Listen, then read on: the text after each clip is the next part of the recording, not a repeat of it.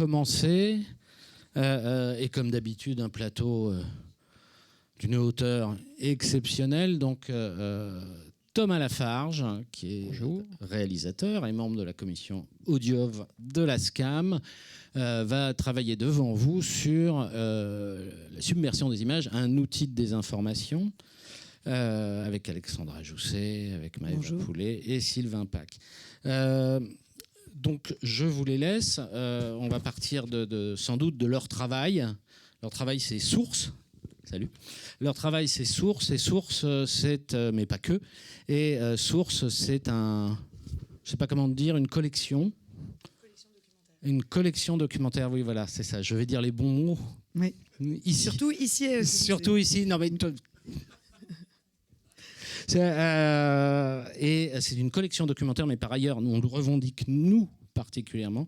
Et on a voulu, par rapport, je fais le lien avec la précédente table ronde, c'est qu'on s'est dit que ce lien qu'on doit créer avec le spectateur, qui permet aussi cette émergence, qui permet peut-être de la fidélité, c'est d'expliquer.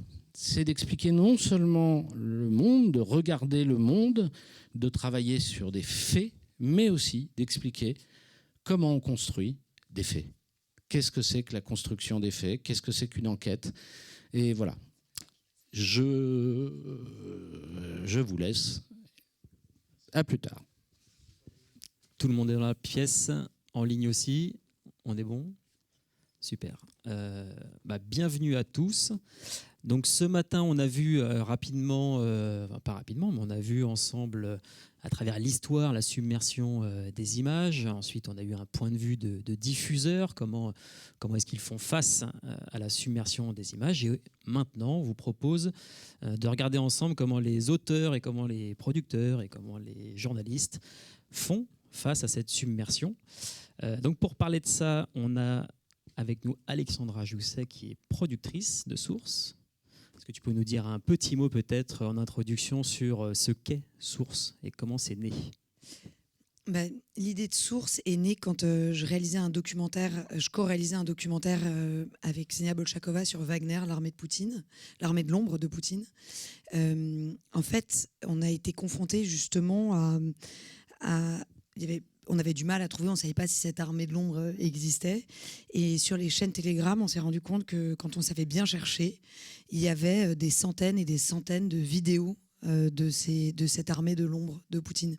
Et qu'il fallait savoir apprendre où chercher, et que pour la première fois, pas la première fois, mais que ce qui était en train de changer dans le journalisme d'investigation, c'est qu'avant, vous aviez, même si on en a toujours besoin aujourd'hui, mais vous cherchiez votre deep throat, la personne qui allait vous donner les informations sous un pont un peu caché. Et que aujourd'hui, en fait, il y avait vraiment énormément d'informations qui étaient là et qu'il fallait apprendre avec des nouveaux outils à aller la chercher. Et donc, c'est ce qu'on a appris en utilisant des bots sur Telegram, mais c'est ce qu'on a appris aussi en faisant du tracking d'avions, du tracking de données, en allant chercher dans des dossiers open source, des registres des sociétés de Madagascar. Donc, on s'est rendu compte que tout ça était là, en fait, et qu'il fallait apprendre ces outils qui permettaient de trouver cette donnée.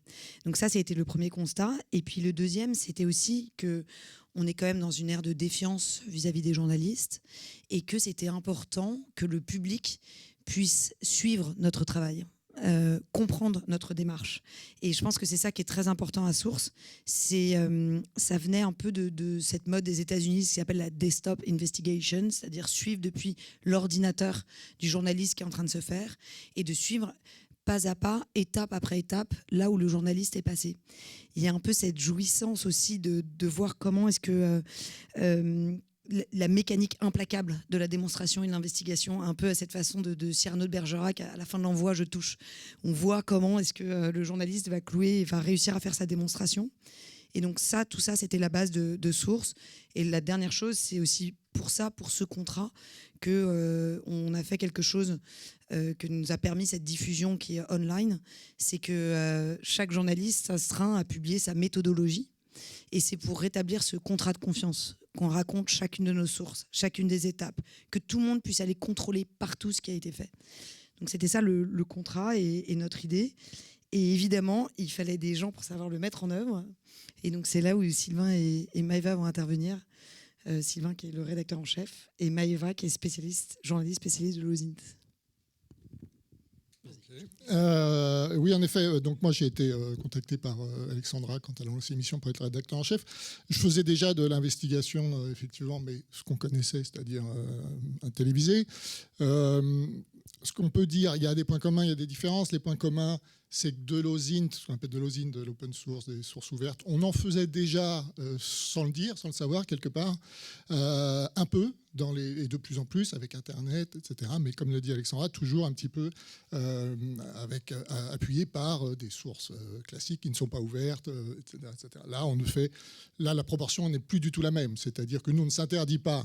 Évidemment, si quelqu'un nous donne un document confidentiel, évidemment, on ne va pas s'interdire s'il a un intérêt pour l'enquête de le prendre, mais c'est 90, parfois, à certains sujets, c'est 100% source ouverte. Donc ça, c'est la différence. Les outils n'ont rien à voir. Aujourd'hui, on peut faire tellement plus de choses que ce qu'on faisait avant. Et l'autre différence, c'est que dans ce qu'on faisait dans une investigation classique, parfois, on a un peu tendance à ellipser, effectivement, l'origine de la révélation, soit parce qu'on ne peut pas le dire, soit parce qu'il faut aller vite. Donc, on dit, lui, c'est un tel, ou ça, c'est ça. Et nous, non, on ne peut pas faire ça. Nous, il faut on a un point de départ et on a, ce que je dis, on a toujours un double niveau de lecture, un double récit. On a l'enquête. Qu'est-ce qu'on va révéler? Si possible, on essaie toujours de révéler quelque chose. Mais on a aussi comment on fait. Et ça, les gens aiment beaucoup, les gens qui découvrent le format aiment beaucoup. On vous suit pas à pas. Et donc, on a toujours ce double niveau de lecture, je dirais double intérêt, j'espère, pour le spectateur. Et moi, j'essaie toujours de rappeler ça aussi aux journalistes. C'est-à-dire, attention, comment là, tu vas raconter que ça, tu l'as trouvé. Tu peux pas dire, lui, c'est un tel, ça, c'est ça. Non, il faut qu'on puisse démontrer à chaque fois comment ça arrive avec le bon dosage. Parce que parfois, si on racontait tous les détails de ce qu'on trouve, ça serait très très long et un peu fastidieux. Donc il faut qu'on trouve le bon dosage entre on l'a trouvé de telle manière et puis parfois faire sauter quelques étapes trop techniques. Mais c'est vraiment ce double récit, je trouve, qui est vraiment intéressant.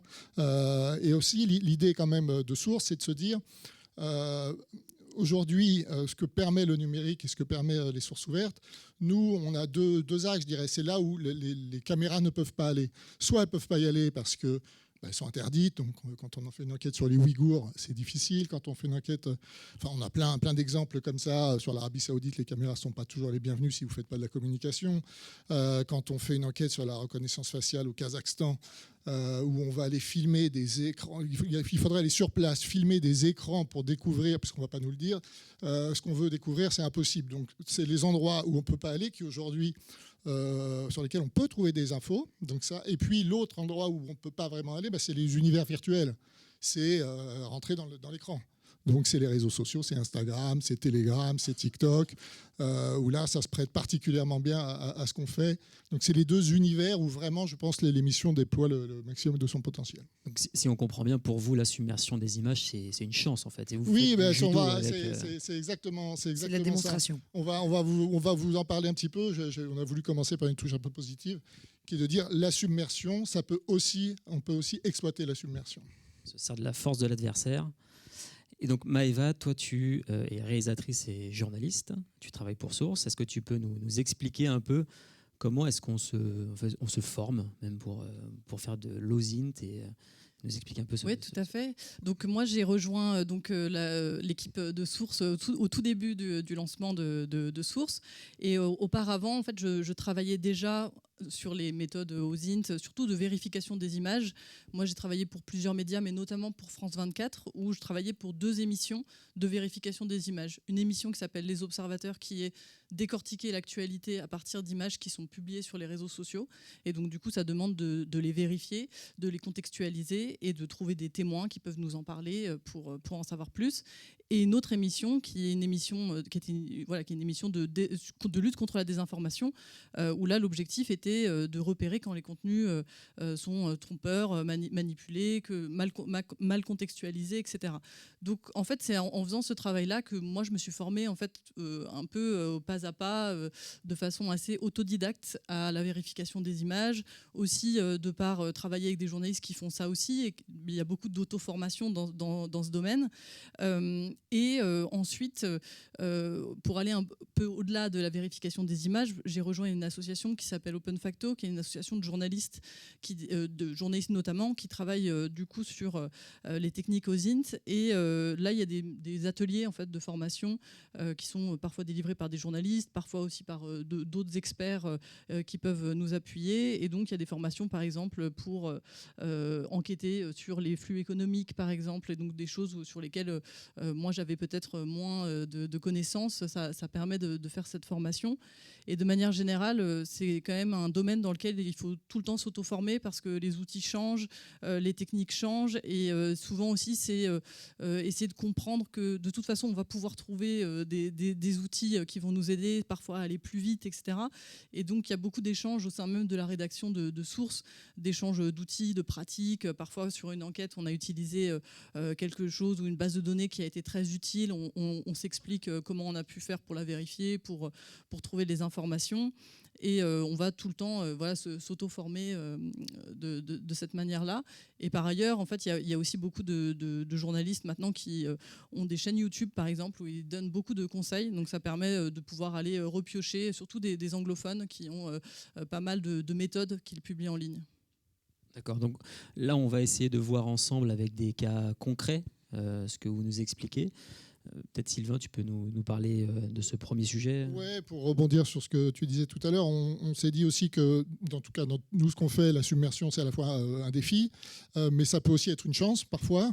Donc on s'est dit qu'on allait vous montrer comment on peut parfois exploiter la submersion et même retourner la propagande et la communication contre elle-même. Alors le premier exemple qu'on a pris, on va essayer de faire marcher cette petite chose. Je ne sais pas si ça marche. Normalement, on a des images fixes qui doivent arriver. Je ne sais pas si quelqu'un... Voilà. Donc, on a fait une enquête il y a 2 ans sur ce qu'on appelle les enfants volés d'Ukraine, c'est-à-dire, vous avez dû en entendre parler depuis, c'est comment l'armée russe a un peu... quand elle est arrivée en Ukraine, pris dans les orphelinats, notamment beaucoup d'enfants qui étaient dans les orphelinats, et les a envoyés en Russie. On a fait toute une enquête là-dessus il y a à peu près 2 ans, et on a voulu un petit peu retracer le parcours de ces enfants. Ce qui est peu particulier dans cette histoire notamment, c'est que la Russie ne s'en cachait pas vraiment, voire pas du tout. Elle communiquait beaucoup là-dessus, en disant qu'elle mettait notamment ses enfants à l'abri. Donc on retrouvait notamment, on a beaucoup travaillé sur toute la communication en Russie, et sur des enfants, sur les orphelinats qui notamment communiquaient parfois sur les enfants qu'ils recevaient, à la fois pour montrer qu'ils étaient bien traités ou pour retrouver des familles d'accueil. C'est comme ça qu'on est tombé sur ces deux enfants qui sont 2 frères, Maxime et Sergueï, que sur la page VK, qui est un peu le Facebook russe, de cet orphelinat. On s'est intéressé à eux, et cet orphelinat disait notamment qu'ils cherchaient des familles d'accueil. Ce qu'on a voulu démontrer dans le sujet, ce qu'on a essayé de démontrer, ou du moins de comprendre, c'est qu'à l'époque, Poutine et Maria Lvova-Belova, comment elle s'appelle déjà ? Belova, voilà, merci. Qui est la conseillère de Poutine la plus proche sur ces questions-là, et qui a un peu organisé ce transfert d'enfants, disait attention, on ne les soumet pas à l'adoption. Ils ne seront pas soumis à l'adoption.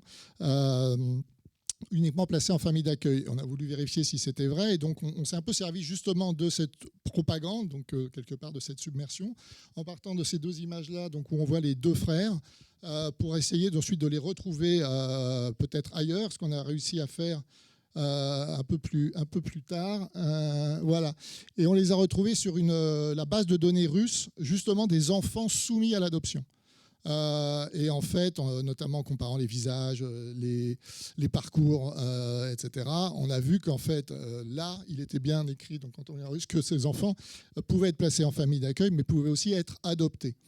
Et donc ça, c'est une façon qu'on a notamment, mais il y en a d'autres, on va vous en expliquer une autre, de justement se dire que dans la communication, dans la propagande, quand vous faites pause et que vous prenez le temps de regarder, et ben parfois vous pouvez justement un peu la retourner contre elle et y trouver des informations qui vont démentir, là en l'occurrence le narratif russe, comme on dit aujourd'hui, sur il n'y aura pas d'adoption. Voilà, ça c'est un des exemples. Il y a un autre exemple qui est assez amusant que Maëva va vous présenter sur une enquête qu'on a faite au Kazakhstan. Oui, alors la dernière diffusion de sources, c'est une enquête sur la reconnaissance faciale au Kazakhstan. Et en fait, on s'est rendu compte au cours de ce sujet que le ministère de l'Intérieur kazakh et la police kazakh en fait, publiaient beaucoup de vidéos promotionnelles expliquant que des centres de contrôle flambant neufs étaient mis en place dans tout le pays et qu'ils permettaient notamment de traquer les criminels grâce à la reconnaissance faciale, grâce à des outils très sophistiqués.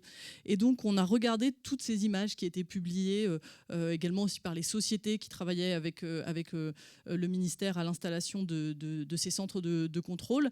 Et donc, a priori, on voit des écrans et des intervenants qui parlent, qui expliquent ce qui va fonctionner. Et en fait, on s'est rendu compte qu'en regardant bien ces images, donc il y en a plein, on est submergé, et on s'est rendu compte qu'en regardant ces images, en fait, c'était des images qui montrent des endroits dans lesquels on n'aurait pas forcément pu aller filmer aussi facilement, et surtout qui parfois sont de bonne qualité, donc permettent de zoomer. Et donc du coup, on s'est rendu compte en zoomant sur ces images que on pouvait comprendre qui étaient les sociétés, les entreprises qui fournissent ces logiciels. Et c'est pas forcément des données qui étaient autrement publiées. Donc il y avait pas forcément. On a retrouvé des traces de l'entreprise, par exemple Motorola Solutions, des logiciels qui ont été fournis, logiciel Briefcam aussi de reconnaissance faciale. Et en fait, il n'y avait pas forcément de communiqué qui les annonçait, qui annonçait clairement leur participation. Mais en regardant ces images-là, on a pu trouver plein d'indices. Donc c'est un des exemples que cette submersion d'images chez Source, c'est aussi plein d'indices qui peuvent... il faut déjà savoir ce qu'on est en train de chercher, évidemment, mais c'est aussi plein d'indices et pour nous de matière à décortiquer. En fait, c'est assez paradoxal de voir que dans les pays totalitaires, finalement, l'accès est possible via ce type d'image. C'est ça là un peu le... Oui, ça peut être le cas parce que dans les pays totalitaires, on aime beaucoup la propagande. Donc parfois ça peut nous servir. Et puis je pense que notre métier risque de devenir et devient de plus en plus difficile parce que en vérité, ce qu'on fait, c'est assez nouveau. Donc les gens ne s'attendent pas à ce que sur une image sur laquelle on ne voit aucun détail, nous on va venir et regarder ça à la loupe pour aller trouver une information. Maintenant, les gens commencent à le savoir et donc évidemment, on va être de plus en plus confronté à du floutage d'images, des choses comme ça. On voit que les Russes, par exemple, publient beaucoup moins de choses, sont plus prudents qu'au début de la guerre parce qu'ils savent qu'il va y avoir beaucoup d'exploitation. Mais c'est vrai que la propagande de ces pays-là, qui est souvent assez active, peut nous servir. En tout cas, nous, on s'en sert. Alors, on va prendre un autre exemple où on va se rendre compte qu'à partir parfois d'une simple image, on peut créer un récit entier. Parce que là, ça ne fait pas forcément récit, mais parfois, à partir d'une simple image, vous êtes capable de bâtir un récit. Oui, c'est vrai qu'on nous demande souvent comment on trouve les idées d'enquête. On les trouve de 1000 façons et pas toujours, et même pas si souvent que ça, à partir d'une image. On pourrait croire qu'on trouve une image et qu'on va tirer le fil. En réalité, c'est assez rare. Souvent, on lit un rapport, on a une idée, on cherche à droite à gauche, on voit une publication sur les réseaux sociaux. Mais là, on va vous montrer un petit teaser d'un sujet qu'on a fait, qu'on a trouvé assez marrant et assez jouissif à faire, qui est en fait une image qui est passée sur un réseau social que vous connaissez tous, qui s'appelle LinkedIn, qui n'avait pas vraiment de contexte, dont on ne savait pas grand-chose, c'était juste illustratif, c'était une petite vidéo de téléphones, de dizaines de téléphones mis en batterie, un peu comme ce qu'on peut appeler une ferme à trolls, mais on n'en savait pas plus, on ne savait pas du tout dans quel pays c'était, on ne savait pas à quoi ça servait, etc. Mais moi, cette image m'a interpellé, je me suis dit, tiens, ça pourrait être pour nous, quoi. Qu'est-ce qu'il y a derrière ? Et donc, j'ai donné à la rédaction, un de nos journalistes, en disant, voyons voir, peut-être rien. Et on a fait ça nous a amené au Vietnam, ça nous a amené on a découvert tout un écosystème de désinformation, justement, de submersion d'images à partir de cette image. On peut peut-être lancer le teaser. C'est la vidéo numéro 1 qui s'appelle Teaser faussaire. Si vous pouvez l'avancer. À quoi peuvent bien servir ces dizaines de téléphones qui semblent naviguer sur les réseaux sociaux ? En septembre 2024, nous découvrons ce court extrait. Il nous a menés jusqu'au Vietnam. Dans ce pays, des entreprises et des pirates informatiques fournissent tous les outils pour manipuler les plateformes, comme Facebook ou TikTok. On trouve des sites qui permettent de commander depuis chez nous des milliers de faux commentaires du matériel spécialisé et des comptes volés dans le monde entier, revendus au marché noir. C'est lui qui a piraté ton compte ? Apparemment, j'en tremble. Je suis tellement choquée. Des pratiques prohibées par les plateformes qui ont des répercussions jusqu'en Europe. Alors que nous enquêtons, nous assistons à la vente sous nos yeux du compte volé à une humoriste française. Les gars, préparez la thune. Compte français vérifié de qualité exceptionnelle. Des comptes qui sont ensuite utilisés dans de vastes campagnes de dénigrement contre certains pays, comme l'Ukraine ou le Qatar. They are behind Europe turning into a Muslim continent. Have they already won? Qui sont ceux qui alimentent ce business du faux? Comment font-ils pour nous influencer et manipuler l'opinion?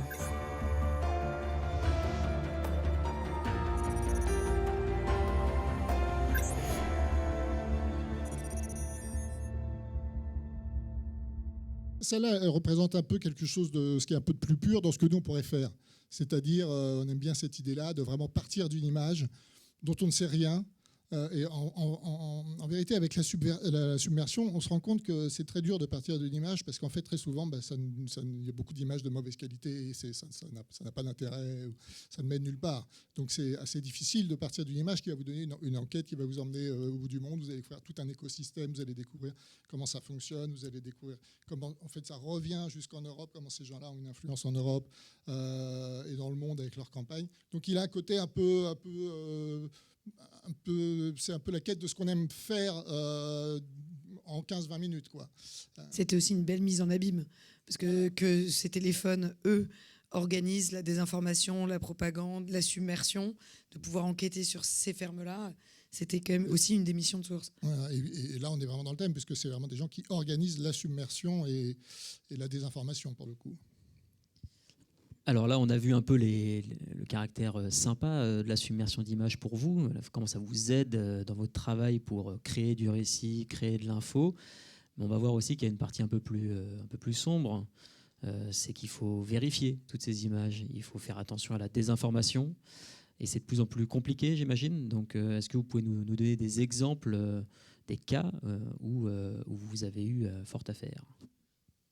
Oui, en fait, cette submersion d'images, et étant donné que nous, on travaille à partir de matières qui sont souvent des images qui sont publiées sur les réseaux sociaux, qu'on va essayer de contextualiser, il faut aussi qu'on s'assure de la fiabilité de ce qu'on va diffuser et de s'assurer que les images soient effectivement vérifiées. Nous, l'objectif, c'est vraiment de s'assurer, si possible, de retrouver la personne qui a filmé la vidéo, savoir qui est la source, savoir également où s'est déroulée la vidéo, quand, etc. Donc toutes les questions assez classiques qu'on doit se poser. Sauf que c'est pas toujours évident sur des images qui sont prises avec des téléphones qui bougent dans tous les sens, qui peuvent être pris aussi dans des pays qu'on connaît pas, donc on va pas forcément reconnaître le lieu instantanément. Donc l'objectif pour nous, c'est de vérifier ces images-là. Et ça devient aussi un challenge. En tout cas, c'est quelque chose qu'on a à l'esprit, de se dire qu'il faut aussi qu'on publie des images dont on soit sûr que ce ne soient pas des images qui soient créées en intelligence artificielle, par exemple. Et là, ça devient un vrai enjeu de vérification. Donc, par exemple, on va vous montrer une vidéo donc, qui est la vidéo de drone Kazakhstan, qui est une vidéo sur laquelle, justement, on s'est posé ces questions-là, et je vais vous expliquer comment on l'a vérifié. En mai 2025, un défilé militaire est organisé. Une femme filme depuis sa fenêtre, quand soudain, un drone apparaît et la rappelle à l'ordre.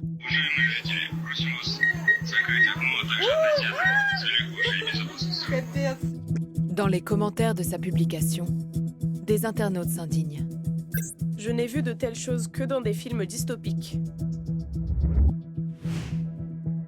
Nous sommes déjà en 1984.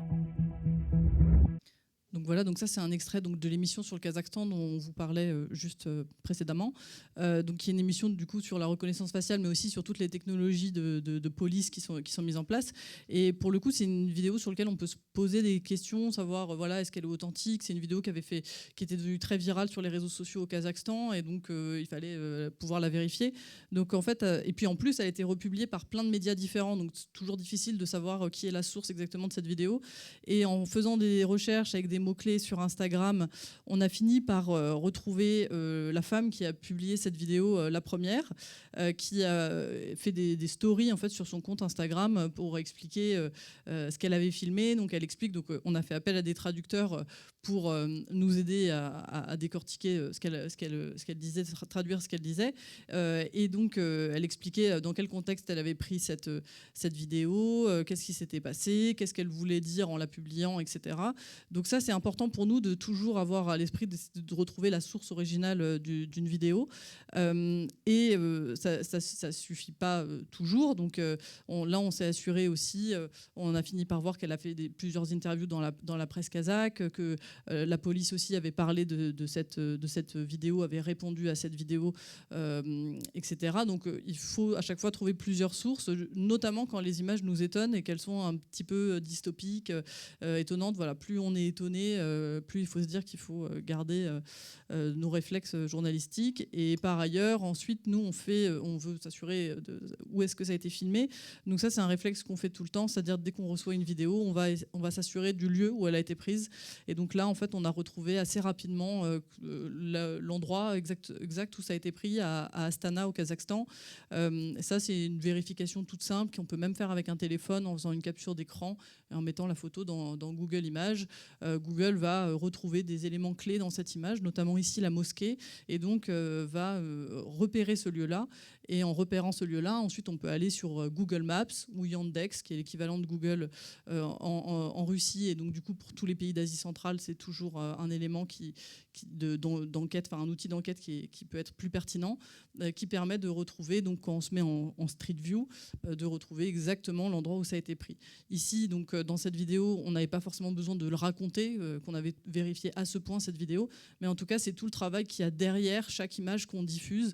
On ne diffuse pas des contenus qui viennent des réseaux sociaux sans avoir fait ce travail en amont.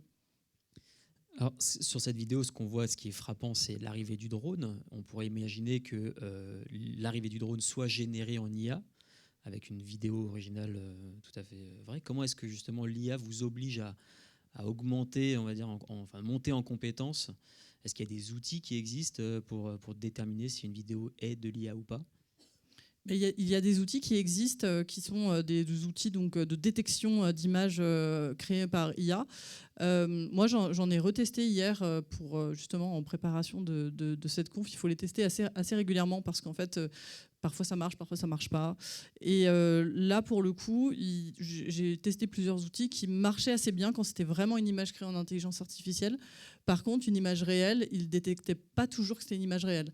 Donc, c'est-à-dire que, par exemple, une image très éditée qui est publiée sur TikTok de quelqu'un qui se filme, mais qui a mis beaucoup de filtres et puis des effets un peu derrière, bah là, on va pouvoir dire que c'est une image créée enfin, l'outil va peut-être détecter que c'est une image créée en intelligence artificielle, alors que ça ne l'est pas et que c'est une vraie personne, c'est juste que la vidéo a été très éditée.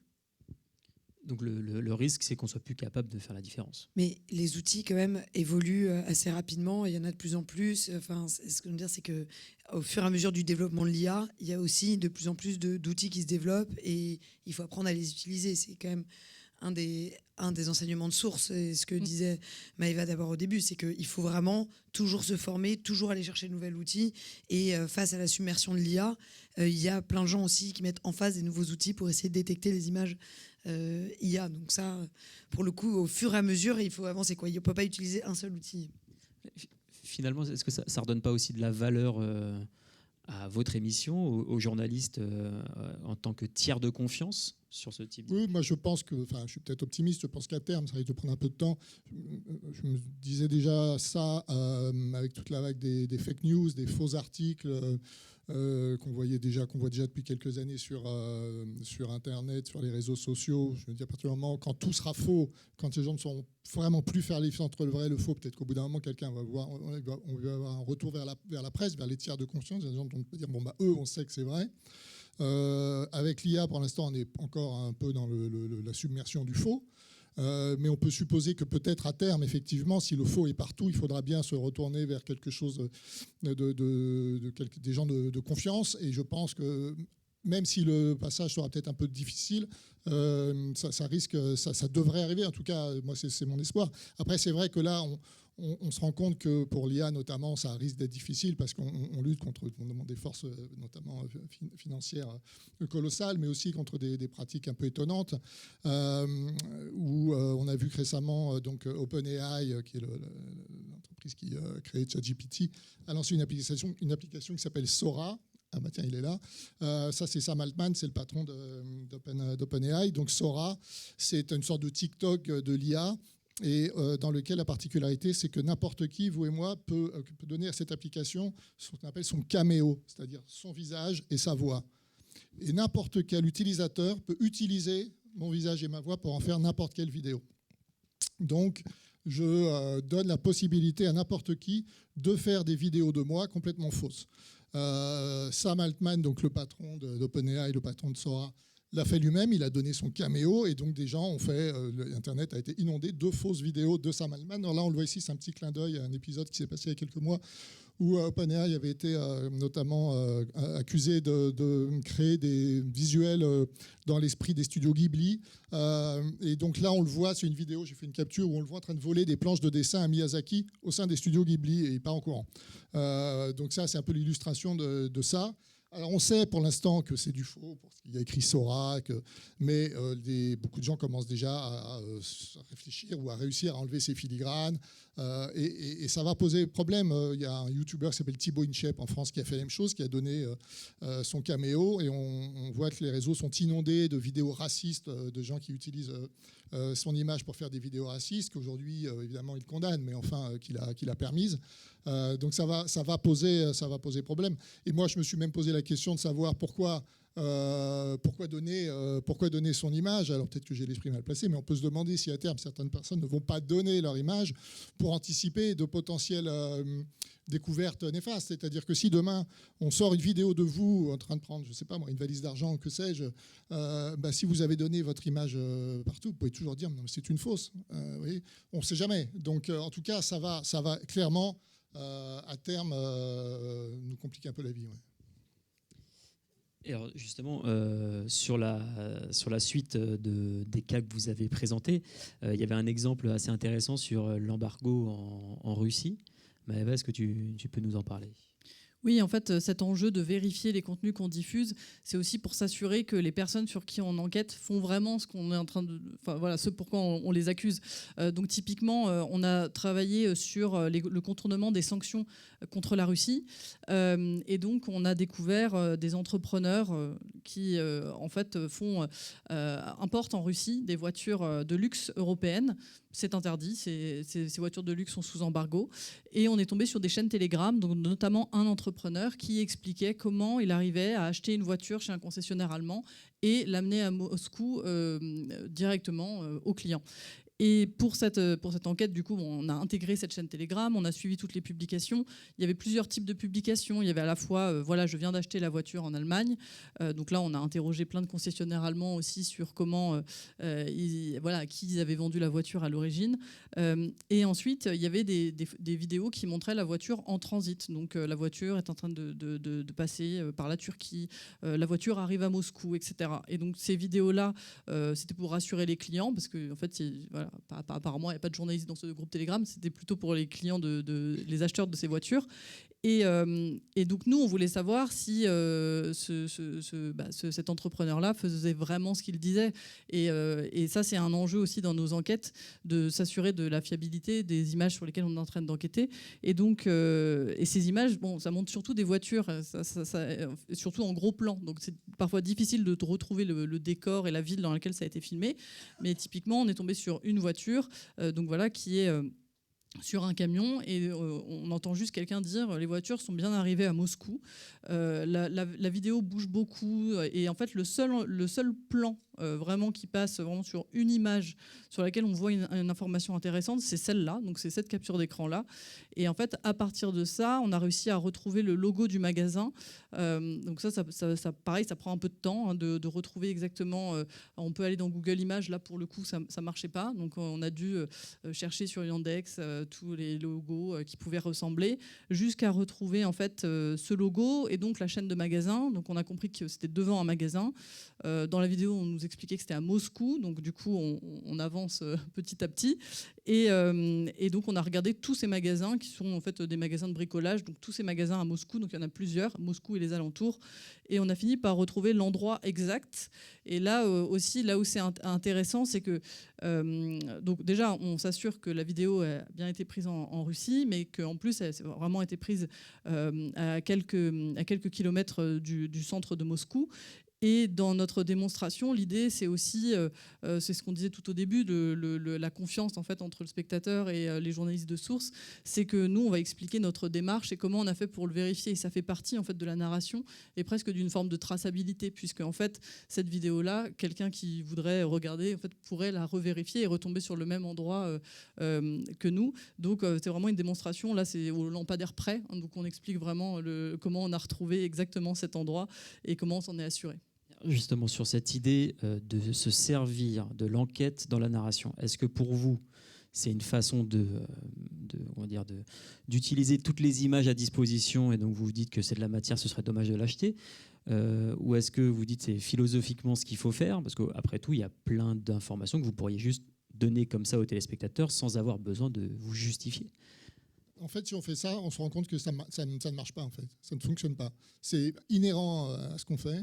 Et si vous commencez, d'ailleurs, on voit dans les commentaires que les gens suivent de très près ce qu'on fait, et si vous commencez à rompre ce mode de récit, eh ben, finalement, on ne comprend pas et ça devient une sorte d'argument d'autorité en disant ça ne marche pas. On s'est rendu compte que ça ne fonctionne pas et donc c'est vraiment naturel. Et en plus, c'est plus intéressant, je pense. C'est surtout aussi que, justement, comme on dit que c'est une collection documentaire, le récit est très important. Donc pour le coup, c'est là où le rôle de la réalisatrice, de nous, notre rôle, c'est quand même que les gens suivent la démonstration de A à Z. Et si on leur donnait toutes les informations comme ça, ils seraient submergés, ils seraient noyés et ils ne suivraient pas le fil de la démonstration. Donc justement, là pour le coup, tout notre rôle, il est de bien organiser ce récit. Et d'ailleurs, au début, quand on a commencé, enfin moi, quand j'ai commencé à bosser avec des journalistes qui étaient spécialisés de l'OSINT, je me suis dit, oh là là, mon Dieu, je vais être complètement dépassée. Je suis incapable de me servir de la moitié des outils dont ils se servent. Et en fait, j'ai compris que non, en tant que réalisatrice de documentaire, je n'allais pas être dépassée parce que je savais raconter une histoire. Et que c'était pas le tout d'avoir les informations, il fallait aussi savoir raconter. Et ça, c'est quand même quelque chose qui est assez compliqué. Et on sent que les récits de sources, grâce au réalisateur et en grande partie grâce à Sylvain, sont aussi très travaillés. Et dès qu'il commence à y avoir trop d'informations, vous décrochez. Et donc, vous suivez même plus le raisonnement. Et donc, c'est toujours une espèce de balance entre à la fois en donner suffisamment pour que les gens aient envie d'aller après et continuer dans le raisonnement, et à la fois pas trop donner pour pas noyer les gens dans cette thématique de la submersion. Est-ce qu'il vous arrive parfois de vous faire manipuler ou de découvrir après coup, ou vous dites J'espère pas quand même. Je pensais qu'on avait entonné quelque chose avant diffusion, j'espère. Ouais, je ne sais pas si tu as un exemple de manipulation avérée, de tentative de manipulation. Non, c'est plutôt que nous, on va essayer de... Les faux documents en Allemagne. Il y a un exemple assez marrant que je vais laisser vous raconter, mais qui n'est pas exactement de l'image, mais qu'on a vraiment une tentative de manipulation. Donc, on a fait une enquête sur le contournement des sanctions envers la Russie par l'Union européenne dans le cadre de la guerre. On a découvert dans ce cadre que certaines machines européennes sous sanctions, des machines-outils, qui peuvent être utilisées par les usines d'armement, donc c'est très important, sont parfois exportées via des pays tiers comme le Kazakhstan, l'Ouzbékistan. Donc on dit qu'on vend ça au Kazakhstan et puis en fait ça repart en Russie.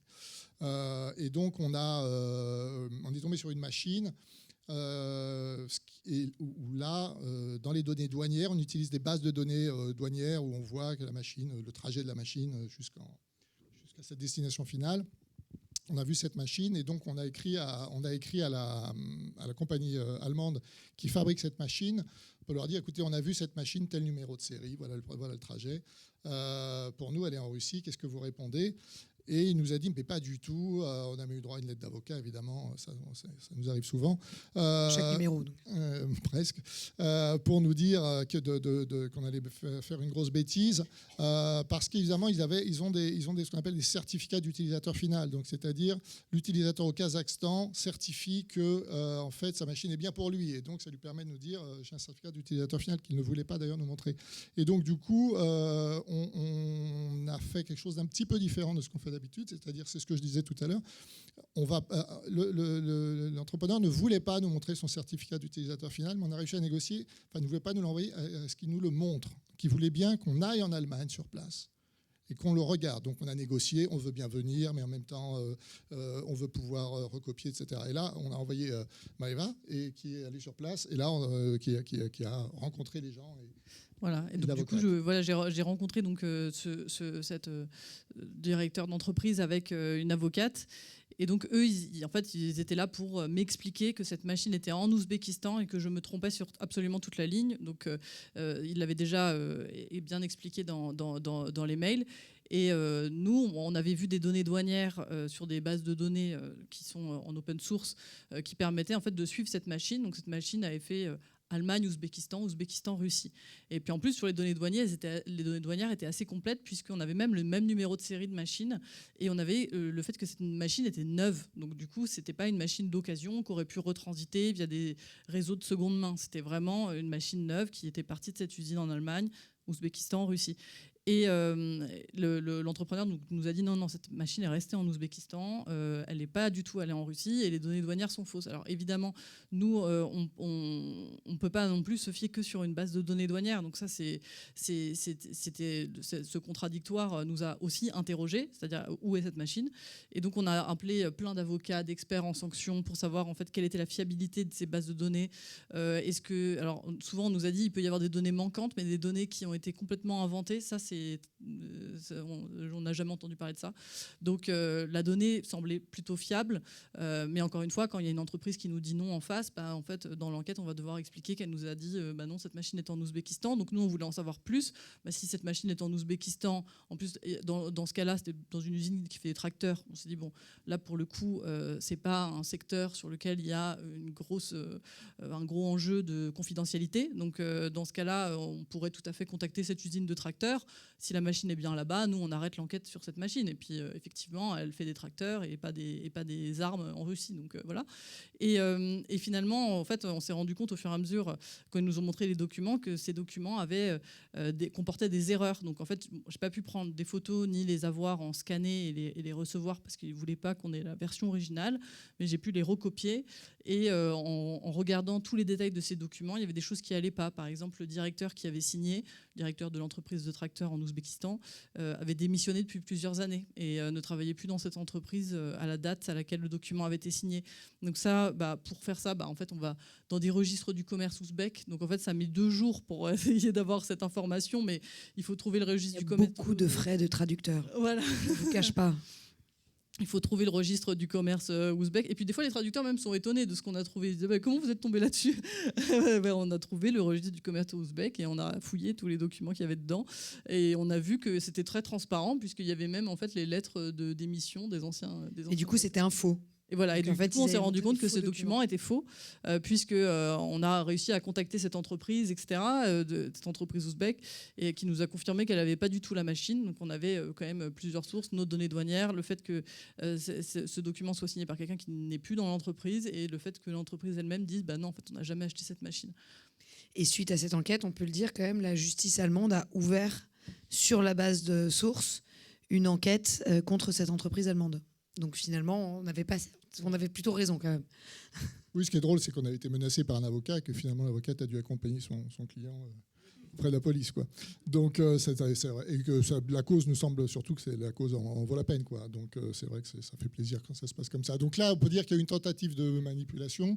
Je pense qu'il s'est dit avec ce document, c'est terminé, ils vont s'arrêter là. Il nous a appris un peu de haut, je pense qu'il y a un petit péché d'orgueil, peut-être un peu de machisme parce que c'était une femme.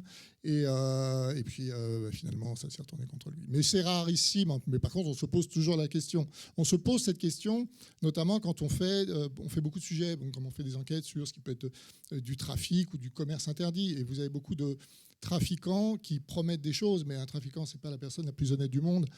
Alors quand il vous dit je peux vous trafiquer des animaux sauvages, je peux trafiquer du bois, je peux trafiquer, vous avoir ceci, vous avoir cela, vous savez bien que chez ces gens-là, vous allez avoir, vous ne savez jamais si vous avez affaire à un vrai trafiquant, si j'ose dire, ou un escroc, c'est-à-dire qu'il va se faire payer et qui en fait ne fait rien. Donc on essaye quand même parfois de vérifier ces choses-là. Ça nous est arrivé notamment sur le trafic on a fait une enquête sur le trafic de teck, c'est-à-dire que le teck de Birmanie est lui aussi sous sanction de l'Union européenne parce que c'est un des moyens de financement de la junte birmane depuis qu'elle a refait un nouveau coup d'État il y a quelques années. Et on a enquêté sur la façon dont il pouvait arriver dans l'Union européenne. Et c'est Maëva qui avait enquêté là-dessus pour justement vérifier quelques informations. Je te laisse finir. En fait, on avait vérifié j'ai travaillé sur ce sujet avec mon collègue Valentin Petit, qui en fait a mené toute une infiltration. Il s'est créé un faux compte LinkedIn en se faisant passer pour un commerçant en bois qui cherchait à obtenir du teck de Birmanie. Donc, il était basé en Belgique et il avait une petite entreprise, un site internet, etc. Et donc, il a fini par rentrer en contact avec des trafiquants, dont un qui lui a proposé, lui a dit écoute, on fait un appel, je vais te montrer comment notre bois arrive en Italie. Et donc, il lui a proposé de faire une visio avec l'un de ses collègues qui était basé sur un port en Italie. Et je vais vous montrer du coup l'extrait. Donc, c'est l'extrait 3. Livourne. Bonjour, je vous contacte pour du teck birman. Est-ce qu'on peut s'appeler? Oui, appelons-nous. Il nous propose un appel avec l'un de ses collègues, un certain Diego, depuis un port. Bonjour, oui c'est bon. C'est bon. You're on the port, yes, in the company. Okay. Okay. Il affirme être sur le port de Livourne, en Toscane, au cœur de l'Union européenne. Pour le vérifier, nous avons reconstitué à partir de la vidéo le panorama de cette zone. Nous comparons divers éléments aux images satellites du port. La bâche bleue, le conteneur, cet élément au-dessus du toit et la façade de ce bâtiment nous ont bien permis de situer cette zone de stockage sur le port de Livourne. Pour nous de faire cette vérification parce qu'on veut être sûr que cette personne est vraiment sur un port en Italie. Ça serait quand même dommage de s'attacher juste à ce qu'elle nous dise et que finalement quelqu'un reconnaisse que c'est pas du tout un port en Italie et qu'en fait ils sont, je sais pas, encore en Birmanie ou que sais-je. Donc ça c'est très important de faire cette vérification et encore une fois, comme on le disait, on emmène dans le récit cette vérification en expliquant comment on a fait. Combien d'heures vous passez devant un écran pour trouver cette... Ça a été long. On s'y est mis à 2-3 pendant un moment sur les images satellites, effectivement, de retrouver le détail qui va nous attirer l'œil. Ouais. On a imprimé aussi en fait la vidéo en image à plat, en fait, image par image. On a fait une impression. Donc du coup, on avait ça en déco dans le bureau qu'on a gardé après en souvenir. C'est ça. Et ensuite, on a commencé un peu au hasard et en fait au final on s'est rendu compte qu'il fallait moi avec Valentin Petit à un moment donné je lui ai dit écoute, moi je prends le port par le sud, toi par le nord, parce qu'en fait on peut pas regarder toutes les images satellites sans savoir où est-ce qu'on est. Donc ça demande de l'organisation aussi de faire ce genre de travail. On va voir maintenant comment vous êtes aussi en mesure de débusquer des mensonges avec l'analyse d'images. Est-ce que vous pouvez nous parler un petit peu du cas des collines? Un peu, c'est toi qui as la télécommande. C'est un cas, voilà, on a fait une enquête il y a quelques mois sur la Cisjordanie et notamment sur la violence de certains colons contre les villages palestiniens, notamment les colons, ce qu'on appelle les avant-postes des colonies, qui sont des colons très violents. Et on s'est intéressé à un colon en particulier qui s'appelle Yenon Levy, qu'on voit ici, qui est connu, je veux dire, tristement connu pour sa violence, puisque à l'époque, il était sous sanctions européennes et sous sanctions américaines, ce qui n'était quand même jamais arrivé. Il n'était pas le seul, mais c'était la première fois que des colons avaient été mis sous sanctions par. Alors c'était sous Biden, hein, je précise, qu'il avait été mis sous sanctions, et donc il avait été accusé donc, de violences à divers égards, et notamment avec ce bulldozer, parce qu'il a un bulldozer, il a une entreprise de travaux publics, et parfois l'armée fait appel à lui pour faire des destructions justement de villages palestiniens, mais sous le contrôle de l'armée, on va dire. Et il avait été accusé d'avoir un peu dépassé sa mission et de s'être fait un peu plaisir et d'avoir fait beaucoup de destructions dans ce village qu'on ne lui avait pas demandé. Et on l'avait appelé au téléphone et il nous avait assuré que pas du tout, il ne s'en souvenait pas, et que ça n'était pas lui, que ça n'était jamais arrivé, ça n'était pas son bulldozer. Donc là, c'est un peu essayer de voir comment les images peuvent justement nous dire si quelqu'un nous dit la vérité ou pas, et donc faire de l'analyse d'image. Donc là, j'ai pris juste une image, il y en avait d'autres. C'est-à-dire comparer son bulldozer, dont on sait que c'est le sien sur une vidéo où il est identifié, où il est avec l'armée, avec la vidéo sur laquelle où il est mis en cause et celle qui la réfute. Et on avait fait toute une analyse sur les deux images. Je n'ai pris qu'une, mais si vous regardez, vous verrez que la jante avant est plus claire que la jante arrière. Donc on avait regardé sur plusieurs images pour vérifier que la jante était bien la même. Et puis vous voyez qu'à l'arrière, vous avez un autocollant qui est en partie décollé. Et il était effectivement en partie décollé sur l'autre vidéo, outre que c'est le même modèle, etc. Puis après, on a complété ça avec des témoignages de gens qui nous disaient qu'il avait bien reconnu, etc. Donc ça nous permet parfois aussi de démentir quelqu'un qui nous a fait une fausse déclaration, par exemple. À la table ronde précédente, on parlait des bulles informationnelles et du fait qu'on n'était pas tous soumis aux mêmes images. On n'a pas tous accès au même contenu sur Internet en fonction de nos goûts, de notre âge, de notre sexe, de nos hobbies. Est-ce que vous, dans votre travail, ça a une utilité, ça ? Oui, c'est vrai qu'on est confronté à ça. C'est-à-dire que nous-mêmes, dans l'équipe, on a une variété de profils, d'âge, et donc on ne voit pas forcément les mêmes choses. Et moi, je vais voir des vidéos qu'ils ne vont pas voir, et eux vont voir des vidéos que je ne vais pas voir. Donc, effectivement, les algorithmes nous donnent un peu ce qu'ils veulent nous donner. Et c'est vrai qu'on les utilise aussi, les algorithmes. C'est-à-dire, on peut aussi, parfois, dans une enquête, travailler avec les algorithmes ou entraîner un algorithme pour avoir... aussi, on a réussi sur une enquête à démontrer le rôle de l'algorithme dans la submersion, et c'est un point extrêmement problématique. C'est une enquête sur la pédocriminalité sur Instagram que Maëva avait réalisée. Oui, en fait, c'est une enquête. On avait lancé cette enquête en 2023 en voyant que des fonds d'investissement de Meta, la société mère d'Instagram et Facebook, avaient lancé des poursuites contre Meta, notamment pour manque de protection des mineurs sur la plateforme, et notamment trafic d'êtres humains, etc. Et donc, nous, on s'est dit, qu'est-ce qui se passe exactement sur cette plateforme ? On avait lu cette plainte, et on s'est fait un compte d'enquête en fait, factice, sous un faux nom, sur Instagram, pour essayer de comprendre justement quels étaient les contenus qui pouvaient circuler, et notamment les contenus de comptes pédocriminels sur Instagram. Donc on a trouvé quelques comptes, surtout des comptes qui agrègent des photos d'enfants, en fait, qui les volent sur des gens qui ont des comptes publics et publient des photos de leurs enfants, et vont les voler et avoir un autre regard sur ces images, évidemment. Et donc on s'est rendu compte que finalement, dans cette enquête, là où nous, on ne voyait pas ces contenus-là, parce que justement, on n'est pas tous submergés par la même chose sur les réseaux sociaux, et donc nous, on ne voyait absolument pas ces contenus-là, mais en fait, ce compte d'enquête a commencé à nous submerger, en fait, de ce type de contenu très, très, très problématique qui était publié sur Instagram.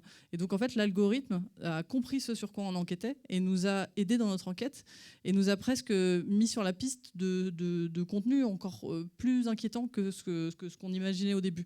Donc en fait, au final, c'est quelque chose qu'on peut aussi répliquer, c'est-à-dire quand on travaille sur une enquête, de se créer un compte sur les réseaux sociaux d'enquête, et de commencer à faire des recherches sur notre sujet d'enquête, et en fait l'algorithme va comprendre ce sur quoi on travaille, et donc nous submerger de contenus qui peuvent nous servir pour nos enquêtes.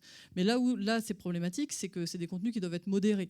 Donc c'est-à-dire que l'algorithme est capable de comprendre comprendre que nous, on enquête sur la pédocriminalité, en tout cas, on s'y intéresse a priori dans le cadre de cette enquête, mais ne va pas être capable de comprendre que tous ces contenus-là sont criminels et donc qu'il faut les modérer tous ensemble. Donc c'est un vrai problème aussi des algorithmes, mais à chaque fois, donc voilà, nous on essaie de trouver aussi là où ça peut nous aider à enquêter. On a un petit extrait d'ailleurs qui est assez éloquent sur ce sujet d'1 minute là, qui montre comment l'algorithme nous a prêté main forte. Il s'appelle Instagram, extrait numéro 4. Cela fait 2 mois que pour notre enquête, sous le nom de Max, nous suivons des comptes qui agrègent des photos d'enfants. Cliquons sur des profils de mineurs et sur des comptes de revente d'images pédocriminelles. Mais au lieu de supprimer notre profil, l'algorithme d'Instagram va nous aider dans nos recherches. Dans notre onglet Découvertes, nous ne voyons presque plus que de très jeunes enfants. Dans l'onglet Reels, en faisant défiler les vidéos, là encore, la plateforme nous propose quasi exclusivement des vidéos de mineurs qui dansent, s'embrassent ou se dénudent devant la caméra. Enfin, dans l'onglet Suggestions, Instagram nous propose là aussi des comptes extrêmement problématiques. Celui-ci, par exemple, rassemble photos de petits garçons et commentaires glaçants. Je veux les violer. L'algorithme nous suggère également de suivre cet autre compte, qui publie des images camouflées de jeunes garçons en train de se masturber. Nous n'avons même plus besoin de chercher ces contenus. C'est l'algorithme d'Instagram qui nous les propose. Il faut bien voir que nous, sur ce profil, on n'avait rien publié. On ne faisait que suivre des comptes. C'est un profil vierge. On ne faisait que suivre certains comptes. On n'interagissait pas plus que ça. C'est juste en suivant certains comptes, l'algorithme a compris ce qu'on voulait et nous a renvoyé vers ces comptes-là. Qu'est-ce que Instagram dit J'imagine que vous les avez alors, ils ont expliqué qu'il y avait certains des comptes qu'on avait identifiés, qui avaient déjà été supprimés par Instagram. Et en fait, nous, on fait la démonstration aussi dans cette émission de dire que oui, en fait, il y a certains comptes qui sont supprimés au fur et à mesure. Mais il y a des comptes pour lesquels, en fait, la modération ne tombe quasiment pas jamais sur eux.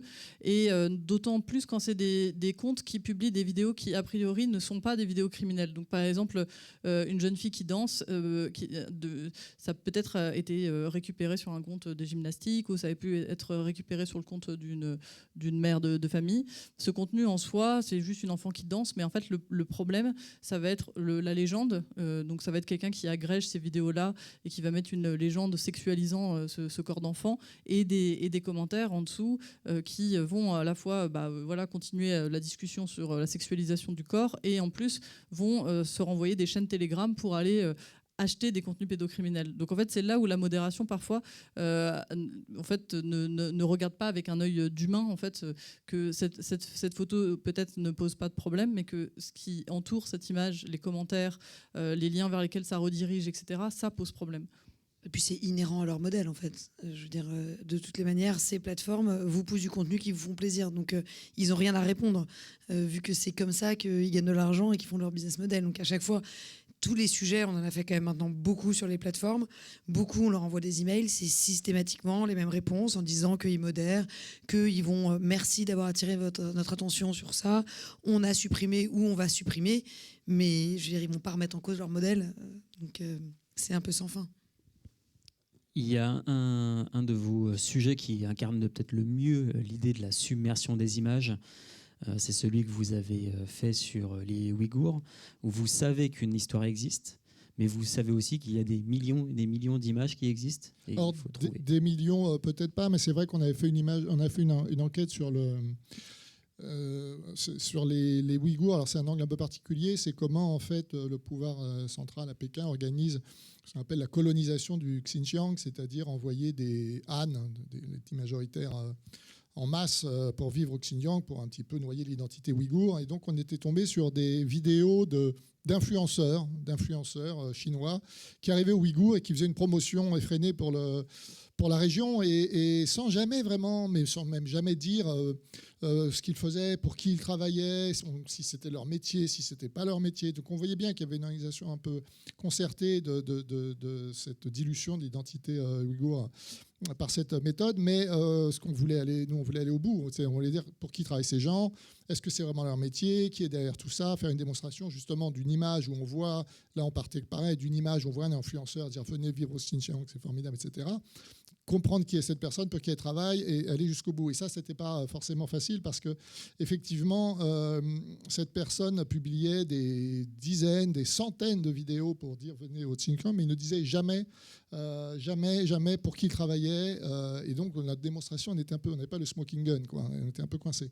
Et donc, ça démontre le côté vraiment chronophage de la chose, c'est-à-dire que oui, il y a beaucoup d'images, mais parfois il n'y a pas les bonnes et parfois c'est très long. On avait un petit extrait, là, on a le temps de mettre 1 minute, le dernier extrait.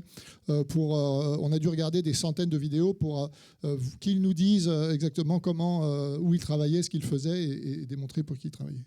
C'est une vidéo qui s'appelle Ouïghour. Il inonde Internet de ses propres vidéos, dans lesquelles il promeut les conditions de vie au Xinjiang. 这边挺安全的，气氛挺融洽，这个城市还是不错的，绿植覆盖率很高，好多朋友想来这边生活，就说为了孩子了，为了工作了。 Très prolixe sur la région, il reste discret sur ses propres activités. Mais dans l'une de ses 500 vidéos, il finit par répondre à la curiosité de ses abonnés. Il admet être influenceur pour le peuplement du Xinjiang. 有好多朋友还好奇我在这边什么工作啊？招工落户宣传员，就是通过视频的形式让更多的人了解我们阿拉尔市。再就是办理这个落户手续，然后帮那个朋友找一找工作，推一下这边的工作。 Pour le compte de qui travaille-t-il? Nous découvrons ces images. 下班了，下班了。一会儿去吃个饭。 À l'arrière-plan, nous repérons une inscription. Centre de service public du commerce en ligne d'Alar. Il s'agit d'un incubateur d'entreprises du numérique situé en banlieue de la ville d'Alar. Un incubateur du numérique qui dépend d'une organisation qui elle-même dépend du gouvernement chinois. Donc c'est à la fois frustrant parce que vous avez des tonnes d'images, vous savez que vous êtes sur quelque chose, mais si vous ne trouvez pas pour qui il travaille, vous avez des semaines de travail parfois à la poubelle, quoi. Donc ça peut être. Alors justement, tout à l'heure, tu nous disais que c'était beaucoup de frais de traducteur. Là, on doit imaginer les heures passées, le temps passé à regarder des centaines de vidéos en chinois. D'un point de vue prod, comment ça fonctionne pour toi ? C'est un peu ça la conclusion. Quand on aime, on ne compte pas. Mais évidemment, pour produire ces vidéos qui sont entre 15 et 30 minutes, ou 20, pardon, pas 30, 15 et 20 minutes, ça coûte extrêmement cher parce que c'est des mois d'enquête, des semaines et des mois d'enquête. L'énorme difficulté, elle est de trouver le bon sujet. Parce que quand vous avez enquêté pendant 4 semaines sur cette vidéo en Chine, mais que vous ne trouvez pas la conclusion, que vous ne trouvez pas pour qui il travaille, bah vous abandonnez vos recherches en fait. Donc il y a énormément de temps passé pour trouver les sujets, énormément de temps pour arriver jusqu'au bout de ces sujets. Et voilà, chaque enquête en moyenne, c'est plus de 4 mois, ce qui est énorme pour des formats de 15 minutes. Et donc voilà, donc ça, c'est sûr que l'investigation, et cette investigation aux INT, coûte très cher. Et en termes de prod, on est quand même une rédaction assez nombreuse. Beaucoup de traductions, beaucoup de montage. Je ne parle même pas de l'habillage et de tout ce qu'il faut faire. Et donc, effectivement, on a de la chance d'être suivi par Arte là-dessus, sur ce projet, et même initié avec Arte. Mais c'est sûr qu'en termes de production, c'est un vrai challenge. Et en termes de droit à l'image, enfin de droit d'auteur, parce qu'on a à la SCAM, on aime beaucoup les droits d'auteur. Comment ça fonctionne? C'est du droit de citation, hein, parce que c'est quand même beaucoup des images qui sont publiées en ligne. Et donc nous, c'est là-dessus qu'on se base. C'est que déjà, chaque vidéo est sourcée. Vous avez le nom, vous avez l'auteur. C'est des vidéos publiques. Et évidemment, on est toujours sous le coup du droit à la citation. C'est jamais des très longs extraits. Non, juste pour dire, oui, effectivement, c'est un bon exemple, les Ouïghours, parce qu'en fait, ce sujet partait d'un autre sujet qui était plus sur le côté travail forcé à partir de vidéos qu'on avait trouvées, et on avait travaillé de nombreuses semaines et on n'arrivait pas à justement démontrer la vidéo qu'on avait trouvée qu'effectivement elle impliquait du travail forcé, et bon, voilà, on n'avait pas cette preuve absolue. Et au fil de l'enquête, elles ont trouvé, Manon notamment, qui travaillait, le Bachelot qui a fait cette enquête, a trouvé ces vidéos, et ça nous a permis de faire ce sujet sur les influenceurs. Mais il faut savoir que nous, on est confrontés aussi, ce qui est le paradoxe, c'est que derrière cette submersion, il y a aussi parfois la pénurie. On est aussi confronté à une pénurie d'images quand on a besoin de quelque chose pour prouver ce qu'on veut démontrer. Et parfois, c'est des endroits où on ne pourra pas les tourner. C'est un endroit où on va trouver une image sur une problématique qui va être formidable. Bon, là, vous l'avez vu, qui va nous aider. Et puis parfois, on ne va pas trouver et ça sera très frustrant. En gros, la submersion n'empêche pas la pénurie parfois sur certains points. Et c'est pas parce qu'il y a submersion que c'est facile à trouver pour autant non plus. C'est-à-dire que ces images-là existent, mais parfois pour trouver la vidéo sur laquelle on enquête, il faut savoir déjà ce qu'on est en train de chercher. Et parfois, en fait, des spectateurs qui regardent Source vont nous dire en fait, tout était en ligne. Et en fait, non, derrière, c'est ce qu'on a expliqué, c'est que tout n'était pas juste là comme ça, c'est qu'il fallait le chercher, il faut trouver les bons mots-clés. Parfois, on se fait même des lexiques en fait, de quels mots-clés sont utilisés dans quel pays, ou quel en fait, petit jeu de mots, par exemple, sur un sujet peut être utilisé pour arriver à tomber sur le contenu qui nous intéresse, pour trouver les chaînes Telegram qui vont nous intéresser. Donc c'est tout un écosystème justement en fait pour naviguer dans cette submersion. On utilise plein d'outils pour trouver notre chemin, quoi. Et le temps joue contre vous un peu aussi, parce qu'avec l'IA et le développement des nouveaux outils, ça va de plus en plus vite. Et vous travaillez sur le temps long, vous mettez 4 mois à faire un sujet. Tu me disais, Sylvain, des fois, ça vous posait problème, parce que le temps de débunker une idée, c'était déjà en fait traité. Après, beaucoup d'émissions sont confrontées à ça, mais c'est vrai que nous, comme on a un petit peu un temps long, il faut produire, il faut chercher, il faut ensuite valider, donc il y a certains, il est traduit en allemand. Il y a certains sujets qui, par exemple, sur les enquêtes sur l'IA, nous, ça fait des mois qu'on se dit tiens, tout ce qui est le faux contenu IA, ce qu'on appelle les iSlop.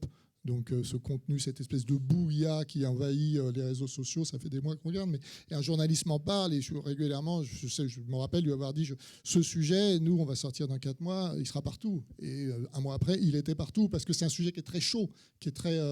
Ça c'est la différence de source sur le fait qu'on a plus une approche documentaire. Il y a par exemple Le Monde qui fait aussi des super vidéos et enquêtes.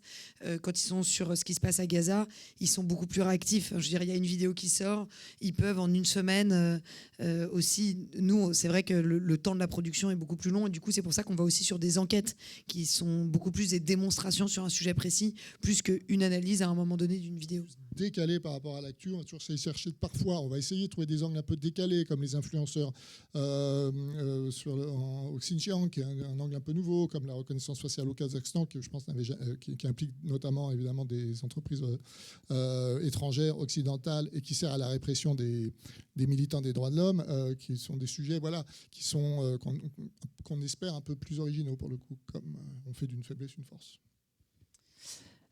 On va laisser un petit quart d'heure de questions peut-être dans le public. Est-ce qu'il y a des gens qui ont des interrogations pour notre panel? Au fond, là-bas, à droite.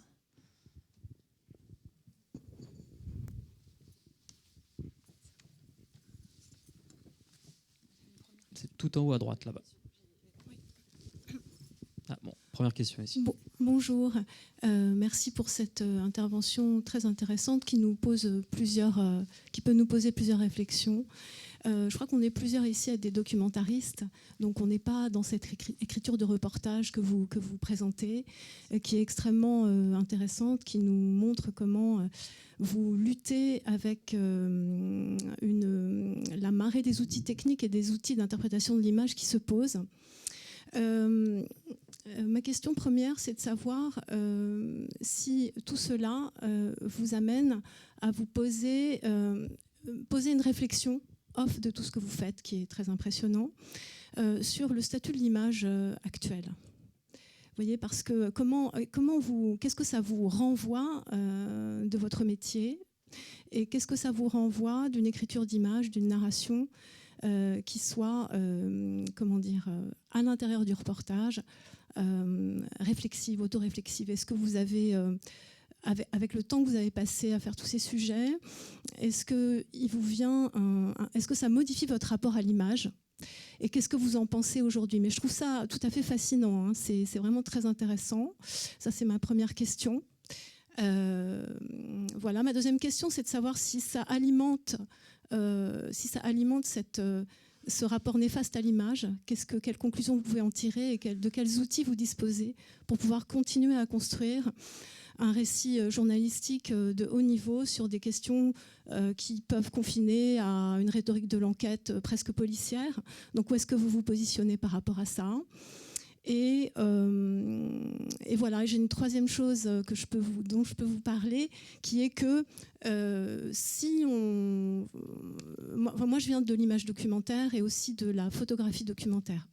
Et j'ai eu l'occasion de converser avec des reporters de guerre, des gens qui sont passés sur le terrain d'opération longtemps et qui aujourd'hui préfèrent le temps long d'une narration presque romanesque pour raconter ce qu'ils ont vu et ce qu'ils y ont fait.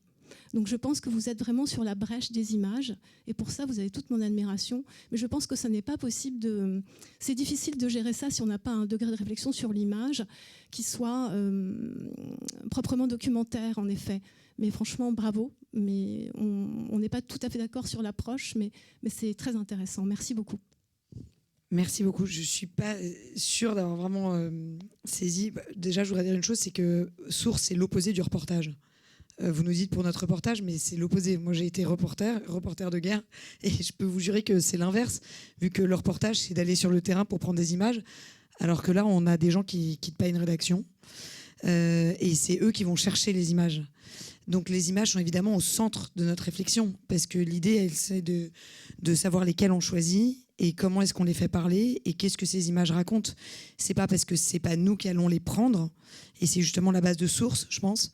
C'est-à-dire qu'il existe des centaines de millions d'heures d'images, et c'est pas parce que c'est pas nous qui les prenons qu'elles n'ont pas un intérêt. Et donc notre récit documentaire, parce que c'en est un, il est de justement donner du sens à ces images et d'essayer de raconter un propos, en tout cas d'avoir un récit et d'avoir un propos, une enquête à propos des sujets, autant sur la Cisjordanie mais c'est pas parce que c'est pas nous qui allons prendre ces images, si vous voulez, que j'ai le moins de sentiment de faire du documentaire. Je pense qu'au contraire, justement, et c'était une des réflexions qu'on avait au début de Source, c'est comment est-ce qu'on fait pour aller chercher d'autres publics. Source est diffusé sur arte.tv. C'est pas en linéaire. Et YouTube, merci. C'est pas en linéaire, et l'idée c'était aussi d'aller chercher des gens qui s'intéressent, des publics plus jeunes, qui s'intéressent à l'investigation et qui ont envie de comprendre comment on fait et qui ont envie d'aller avec nous dans ce chemin-là. Donc c'était aussi ça notre idée, c'était d'essayer de trouver un nouveau mode de narration pour intéresser d'autres publics. Et je pense que pour le coup, la narration, c'est la base du travail de documentaire. Oui, puis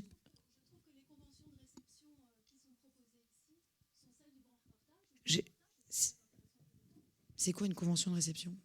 Comment vous recevez ces images ? C'est-à-dire que ce qu'on reçoit là, ce sont des images qui nous disent le vrai. C'est pas une question ouverte, et c'est normal puisque votre travail est de résoudre une enquête. Mais du coup, l'investigation ne peut pas être du documentaire. Non, j'ai pas dit ça, mais ça peut être lointainement rapproché d'une écriture documentaire sur le temps long, mais il n'y a pas de... Voilà, c'est différent. Non, mais moi, je voulais juste. Vas-y. Non, je voulais juste dire que, moi, en tout cas, en tant que réalisatrice pour Source, j'ai pas l'impression de m'opposer à d'autres écritures. C'est plutôt que c'est un autre regard aussi sur les images. Et typiquement, moi, je trouve que pour avoir fait aussi du terrain auparavant pour France 24, nous avons dans une approche de reportage. Là, c'est différent parce qu'en fait, c'est regarder les images et parfois, y compris regarder des images qu'on a l'impression d'avoir déjà vues et de pouvoir y retrouver des détails d'enquête. On a fait ça notamment, on a travaillé sur les migrations en Grèce et en fait on a retrouvé exactement comment ces migrants étaient refoulés vers la Turquie, notamment dans des radeaux, on a pu retrouver les marques, etc. Donc il y a vraiment essayé d'analyser les images pour y trouver des informations. Donc notre rapport à l'image, parce qu'il y avait une partie de la question qui était est-ce que notre rapport aux images a changé? Et oui, en fait, parce que c'est plutôt une surattention aux détails et à tout ce qui peut ne pas être le centre de l'attention. Quand on voit un radeau dérivé en mer Égée avec des migrants dedans, on se dit mais est-ce qu'il y a des enfants, etc. Et on regarde pas forcément en fait quelle est la marque de ce radeau, se rendre compte qu'en fait c'est un radeau de survie, que c'est intentionnel, que les gardes-côtes les aient mis dedans, etc. Qui a financé? On retrouve les appels d'offres, etc. Donc en fait oui, ce rapport à l'image où en fait on va s'attarder aux détails vont nous en fait dérouler des pistes d'enquête qui sont extrêmement intéressantes. Et pour le coup, moi j'ai pas l'impression de m'opposer à d'autres écritures, c'est juste une autre proposition. Je dirais que ce qui fait le sens, c'est un peu le sens de votre question, c'est l'effet de collection. En fait, c'est la mise à bout de tout de numéro après numéro, où on essaye de dessiner un propos qui serait notamment ce que j'ai dit en début d'intervention sur un peu débunker les propagandes et les récits officiels. C'est beaucoup ça qu'on essaye de faire. Et je pense qu'il faut le voir comme une collection, comme un ensemble d'éléments qui, mis bout à bout, vont dire ça, vont dire attention, voilà ce qu'on vous vend, voilà ce qu'on vous propose aujourd'hui dans cette submersion. Et nous, on va vous montrer, d'une part, en exploitant ces images, en les retournant contre elles-mêmes, et d'autre part, dans le rapport à l'image de ce que vous disiez, c'est peut-être ce qu'on veut faire et ce qu'on a appris, c'est que les images, parfois, on peut les regarder différemment. Est-ce que là où quelqu'un verrait quelque chose, nous, on va essayer de voir autre chose, d'aller chercher autre chose et d'en tirer un récit qui va dépasser la première impression. Mais je pense qu'il faut le voir comme un tout, et c'est vraiment la mise bout à bout de chaque sujet qui va vraiment donner son sens à la collection.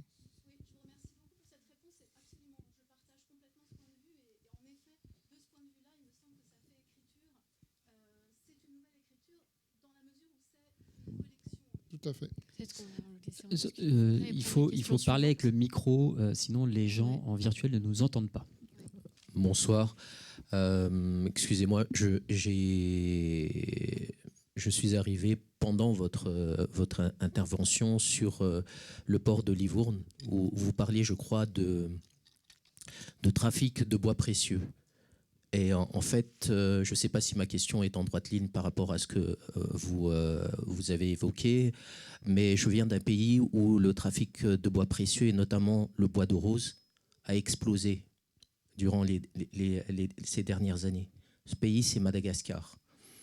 Et en fait, je voulais savoir, par rapport à Madagascar, puisque moi j'y habite, est-ce que vous avez déjà travaillé sur ce sujet de trafic de bois précieux qui se passe notamment à Madagascar? Et comment est-ce que vous faites? Parce que chez nous, lorsque une personne locale veut enquêter, elle est directement soit menacée de mort, soit on monte un dossier sur elle, soit elle est évincée. Voilà.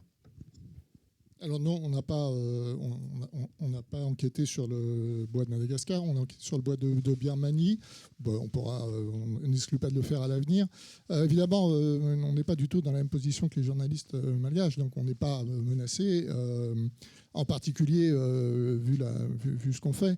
Après, on enquêtera si on estime qu'on peut démontrer quelque chose et si ça se prête à ce qu'on fait. C'est-à-dire que ce qui était intéressant, notamment sur le trafic de texte, c'était de montrer que ça passait par des réseaux sociaux professionnels, qu'il y avait un côté numérique. Il faut qu'il y ait un côté quand même un petit peu numérique c'est notre écriture pour faire une enquête.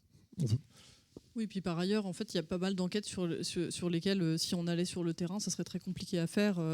De la même façon, vous disiez justement qu'il y avait des journalistes qui étaient persécutés. Nous, il y a certaines enquêtes, on sait qu'on ne pourrait pas forcément aller les mener sur le terrain. Donc justement, l'idée de Source aussi, c'est de regarder toute la matière qu'il y a autour du sujet pour nous permettre d'enquêter sur ce sujet sans nous rendre sur place. Et donc, Source, c'est vraiment essayer de trouver des sujets justement dans les endroits où on ne peut pas aller. C'était une des promesses de départ, d'ailleurs. Depuis le début, on se disait que l'idée de Source était d'aller là, ça s'appelle les nouveaux territoires de l'investigation. Et c'est l'idée aussi de dire que c'est des territoires auxquels on ne peut pas accéder. Ton prochain sujet sur la Chine et la Corée du Nord, typiquement, enquêter sur la Corée du Nord, c'est impossible. Maëva, vous le verrez d'ici 2 semaines, a réussi à faire une superbe enquête. Et ça, c'est vraiment ce que permet l'utilisation de ces images en ligne. Et est-ce qu'il y a des angles morts, justement, des pays où il n'y a pas d'images? Parce que la Chine, on sait qu'il y a beaucoup d'images, Russie aussi, mais est-ce qu'il y a des endroits où il n'y a pas d'images? On ne sait pas ce qui se passe. Je pense tout de suite comme ça au Soudan, mais... Il y a des images au Soudan. Il y a des images, ouais. Il y en a. Il y en a, ouais. Érythrée, est-ce que vous avez été confronté à un problème comme ça? C'est essentiellement, enfin pour nous, pour l'instant, c'est la Corée du Nord où il n'y a pas d'image, mais il se trouve que le sujet, enfin dans ce qu'on a fait, c'est plus des thématiques, on va dire, où il n'y a pas d'image, ou des sujets où il n'y a pas d'image, que peut-être des pays, à part peut-être l'Érythrée ou la Corée du Nord ou des pays comme ça. Mais il se trouve que le sujet qu'on fait sur la Corée du Nord, où il y a des images, en fait, on a beaucoup d'images, mais qui sont filmées par des Chinois depuis la frontière. Donc on essaye de trouver des biais. L'idée étant de parler, c'est une enquête sur les fugitifs, les gens qui essayent de fuir la Corée du Nord et qui, une fois qu'ils ont traversé la frontière, se retrouvent prisonniers presque une deuxième fois, puisque la Chine en fait a tendance à les renvoyer de plus en plus. Donc voilà, mais est-ce qu'il y a des pays plus que d'autres pour l'instant où on a eu plus de difficultés C'était surtout la Corée du Nord, ouais. Donc là, l'idée est encore une fois de tourner autour des possibilités qu'on peut avoir, et on a trouvé des touristes en fait, chinois à la frontière qui prenaient plein de photos de la frontière, plein de vidéos. Donc ça nous a beaucoup aidé dans notre enquête à avoir, c'est toujours essayer de réfléchir là où on a les images, là où on les a pas, et essayer de faire le récit. Il y a les vidéos, mais il y a aussi les images satellites. Voilà. Ouais. Ce que je veux dire, c'est qu'il y a des endroits où il n'y a pas de vidéos, mais on peut reconstituer des images satellites, on peut reconstituer des images satellites des événements.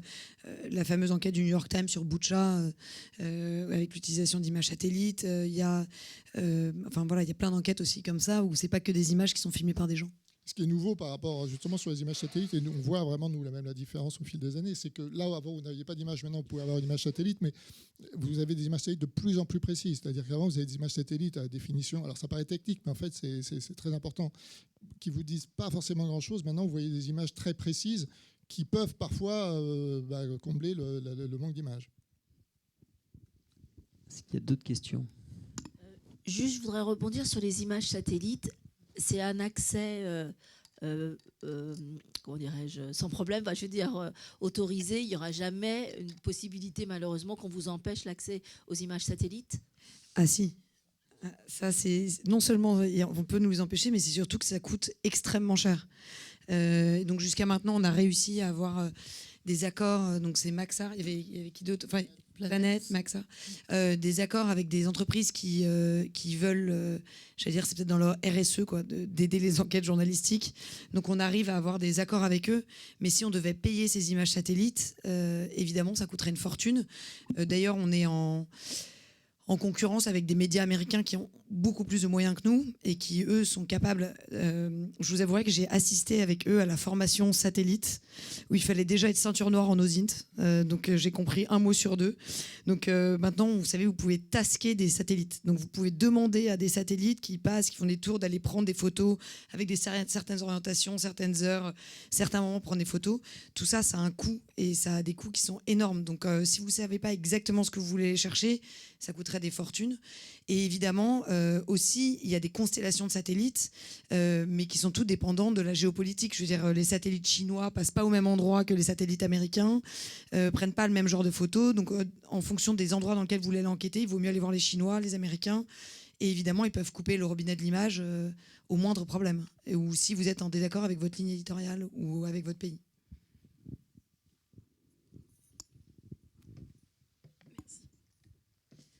Bonjour, déjà merci beaucoup pour votre travail et pour ce que vous faites et le fait de l'élargir à beaucoup de tranches d'âge différentes et de venir sur YouTube aussi. Le programme est diffusé sur arte.tv, mais par rapport à YouTube et au droit à la citation, à la censure aussi que peut faire la plateforme vis-à-vis de certains sujets, comment vous faites par rapport à l'algorithme pour être mis en avant et aussi pour pouvoir continuer de faire votre travail sur une plateforme qui reste quand même un peu privée? Gros sujet. Sur la mise en avant, je laisserai répondre à Arte, parce que ça, c'est pas de notre ressort, nous on est CAPA. Mais sur la censure, ouais, c'est quelque chose, alors pas du tout sur Arte évidemment, mais sur YouTube, oui, on est dépendant des politiques de YouTube, et on a des surprises. C'est vrai que quand on fait une enquête, alors on a eu le cas, on a eu 2-3 cas assez flagrants. Donc l'enquête sur la Cisjordanie que vous voyez là, elle a été interdite au bout de 3 jours au moins de 18 ans sur YouTube. Et quand vous êtes interdit au moins de 18 ans sur YouTube, vos vues descendent très très vite. Ça a été, et on a fait une enquête sur la radicalisation en ligne à travers les jeux vidéo, comme Roblox, et puis TikTok et les plateformes, comment les jeunes se radicalisent. On montrait que dans certaines plateformes de jeux comme Roblox, des gens reproduisaient des tueries de masse, des tueries terroristes d'extrême droite ou djihadistes comme Charlie Hebdo. Et ce sujet a été complètement, lui, a été carrément squeezé par, alors qu'il est journalistique, on montrait très peu de choses, évidemment. On montrait rien du tout, et il y a eu même une lettre de Arte qui s'est plaint auprès de YouTube. Et ça YouTube a carrément, là, il a fait sauter le sujet. Donc il est visible, mais sur la plateforme, il n'est pas visible sur YouTube. Et ça, c'est vraiment très difficile. Donc bon, voilà, on essaye de faire nos sujets, et puis après... on sait qu'ils vont exister sur la plateforme. On fait attention quand même aux images, du coup. On sait qu'il y a des images. Ouais, on fait attention, mais bon, on peut pas. Il faut trouver le bon équilibre, quoi. Merci. Une question ici.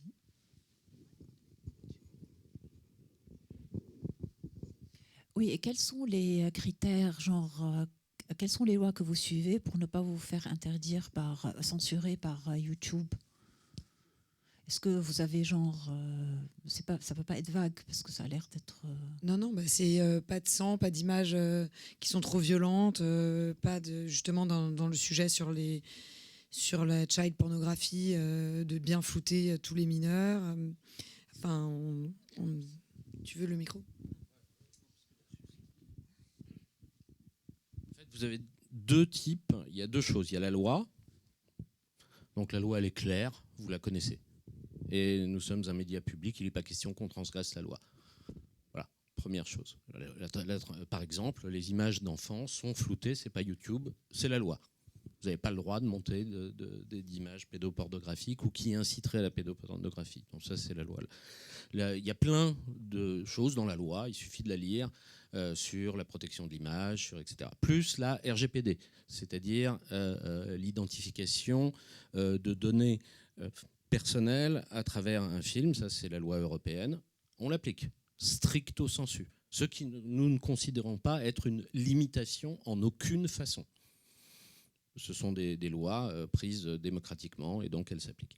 Ensuite, il y a YouTube. Et YouTube, c'est très étrange parce qu'on a des cas radicalement opposés. C'est-à-dire qu'on peut avoir des choses qui sont très sanglantes et qui passent crème, sur lequel il n'y a aucune remarque. Oui, parce qu'ils ne modèrent pas leur truc, en fait. Et de temps en temps, il doit y avoir des mots-clés qui sortent. Et je pense que Cisjordanie, ça sort. Non pas forcément dans une volonté de censure, mais dans une volonté commerciale, ce qui est à peu près ce qui peut parfois se rejoindre. Je ne suis pas absolu sur la question, mais c'est possible. Mais c'est très difficile à savoir. On a eu récemment un cas, et j'ai oublié lequel, c'était pas avec vous, une chose, mais c'était surréel. C'est-à-dire que elle était où la violence? On l'avait pas pigé. Par contre, 2 personnes parlaient d'actions violentes dans un documentaire de société. Dans un temps documentaire qui n'est pas le même que celui de Source et dans des images qui étaient des images faites en immersion.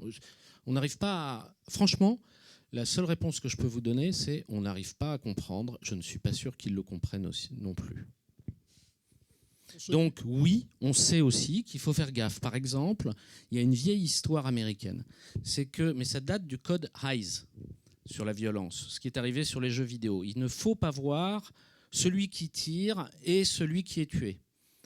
C'est une règle qui date de 1900, de la date exacte du code Hays, je ne sais plus si c'est 32, 34 ou 36, Mais c'est une règle qui, par ailleurs, a donné le film noir. C'est en appliquant cette règle stricto sensu qu'Howard Hawks a fait Scarface, le premier.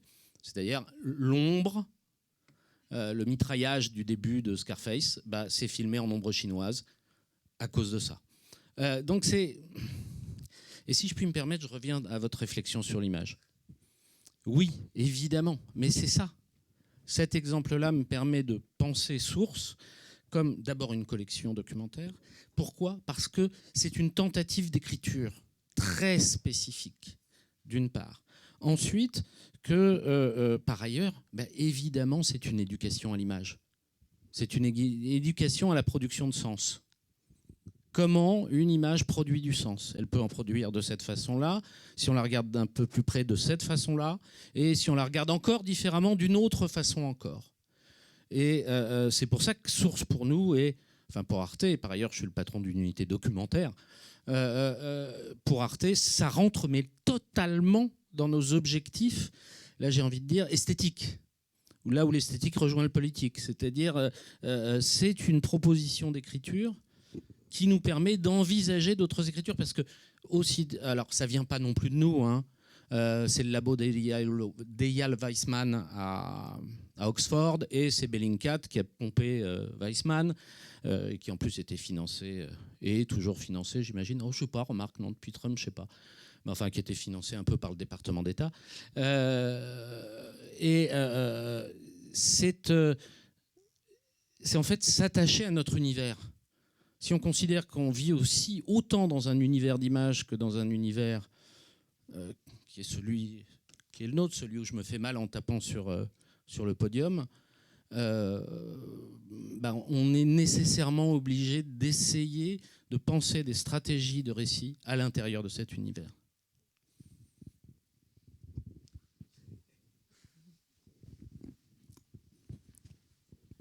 Je ne sais pas où on en est en termes de temps. On peut prendre encore une question. Est-ce qu'il y a une dernière question ?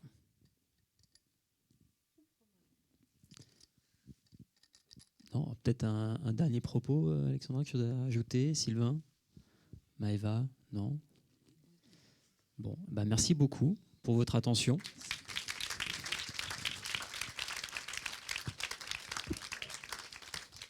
Et on suit après avec une table ronde, il me semble, la dernière de la journée, qui est à 16h15. Voilà, et il est 16h, donc vous pouvez prendre 10 minutes pour fumer une clope, aller aux toilettes, ce que vous voulez, votre temps vous appartient. Donc rendez-vous à 16h15.